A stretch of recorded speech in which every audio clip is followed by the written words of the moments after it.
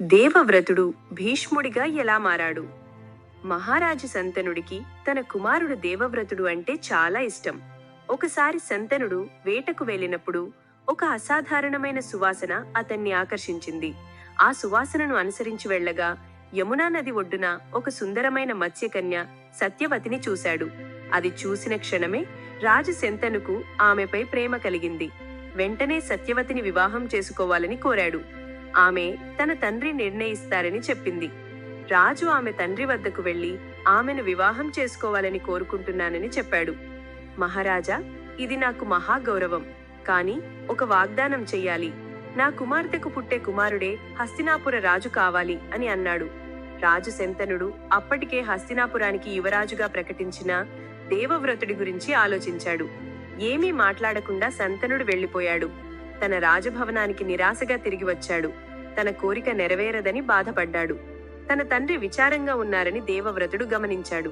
తన తండ్రికి సత్యవతి పట్ల ఉన్న ప్రేమ గురించి తెలుసుకున్న దేవవ్రతుడు మత్స్యకారుడి వద్దకు వెళ్లి సత్యవతిని తన తండ్రికి ఇచ్చి వివాహం చేయమని అడిగాడు. మత్స్యకారుడు మళ్లీ అదే షరతు చెప్పాడు.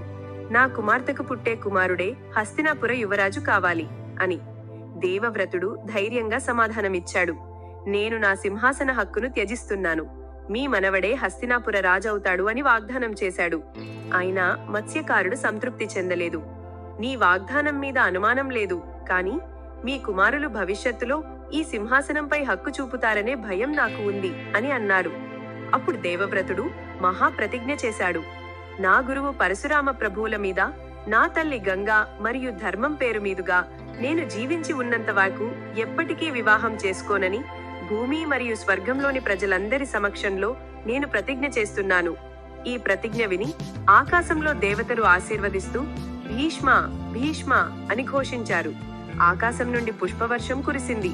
అప్పటి నుండి దేవవ్రతుడు భీష్ముడయ్యాడు. దేవవ్రతుడు సత్యవతిని హస్తినాపురానికి తీసుకువచ్చి రాజు శంతనుకు ఇచ్చాడు. తన కుమారుడి త్యాగం చూసి శంతను సంతోషించి ఆశీర్వదిస్తూ, నీకు ఇష్టమైనంత కాలం జీవించు, మరణం నీకు కావాలనిపించే రోజే వస్తుంది అని ఇచ్ఛామృత్యువు వరమిచ్చాడు.